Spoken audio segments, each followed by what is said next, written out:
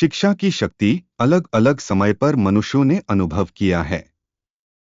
गांव के उस छोटे से स्कूल में, जहां धूल भरी गलियों के बीच किताबों की खुशबू फूलती थी, मास्टर जी रामप्रसाद का जादू चलता था। उनकी आंखें हमेशा चमकती रहती थीं, जैसे किसी सपने को साकार करने के लिए बेताब हों। मास्टर जी को पढ़ाना सिर्फ एक नौकरी नहीं थी, बल्कि उनका जुनून था। वे मानते थे कि शिक्षा ही एक व्यक्ति को असली ताकत देती है। गांव की छोटी सी लड़की राधा, मास्टर जी की इस बात को पूरी तरह से समझती थी। उसकी चमकदार आंखें हमेशा किसी नई चीज को जानने की तड़प लगाती रहती थीं। एक बार मास्टर जी ने कक्षा में एक कहानी सुनाई थी, जिसमें एक डॉक्टर गरीबों की सेवा करता था। उस कहानी ने राधा के मन में डॉक्टर बनने की एक अटूट इच्छा जगा दी थी। मास्टर जी, मैं बड़ी होकर डॉक्टर बनना चाहती हूँ, राधा ने एक दिन मास्टर जी से कहा। मास्टर जी मुस्कुराए और बोले, तुम बहुत होशियार हो राधा, तुम्हारा सपना जरूर पूरा होगा।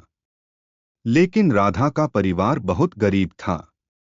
उसके माता पिता खेती करते थे और उनके पास राधा की पढ़ाई का खर्च उठाने के लिए पैसे नहीं थे।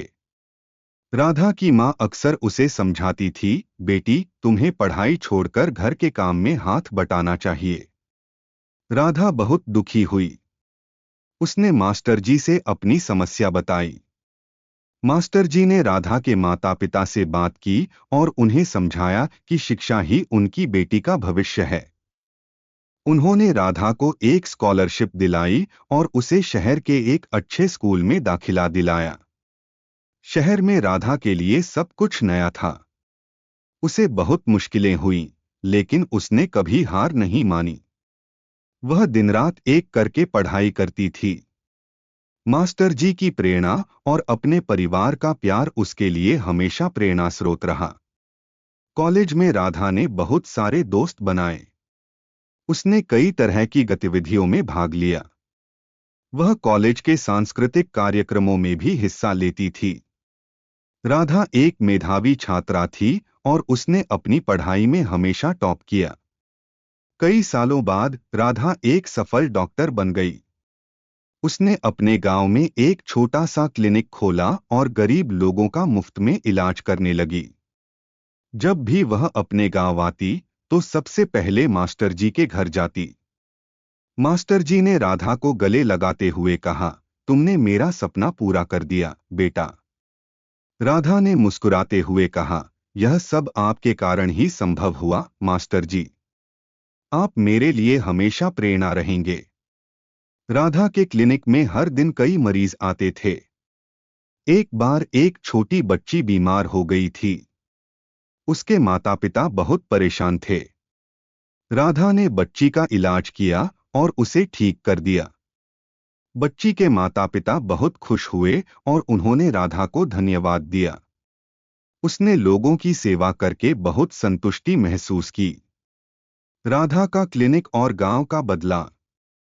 क्लिनिक गांव के लोगों के लिए एक आशीर्वाद बन गया था।